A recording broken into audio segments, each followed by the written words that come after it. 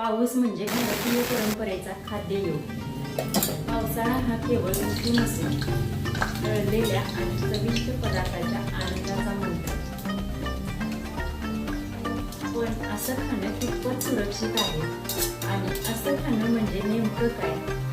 आषाढ महिना म्हणजे पावसाचा श्री गणेशा. आतून कोरडेपणा व बाहेरून गारवा अशा विचित्र परिस्थितीत सापडल्याने शरीर सर्वत्र आखडते.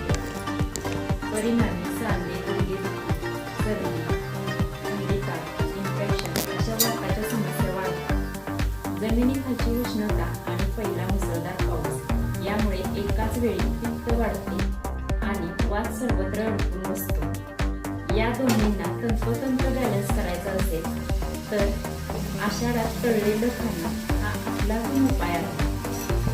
विशेषतः कोलेस्ट्रॉल जराही न वाढू देता तळलेले व गरम पदार्थ शरीराला आतून गरम व बाहेरून नरम ठेवण्याचं काम अचूकपणे करतात. तळलेले अन्न हेच त्यावेळी औषध बनते आणि हे केवळ आषाढ महिन्यातच घडते. म्हणूनच मे महिन्यात आपल्याकडे घरात पापड, कुरडया, चकल्या, शेव, तिखट मिठाच्या पुऱ्या असे पदार्थ बनवून ठेवायची पद्धत आहे, जेणेकरून हे पदार्थ पावसाळ्यात आपल्याला तळून खाता येतील. शिवाय पावसाळ्यातील थंड वातावरण, कढईतून बाहेर पडणारी कुरकुरीत कांदा भजी आणि कपातला उबदार चहा यासारखा इन्स्टंट रोमॅन्टिक आंतरबाह्य आषाढ डाएट जगात शोधूनही सापडला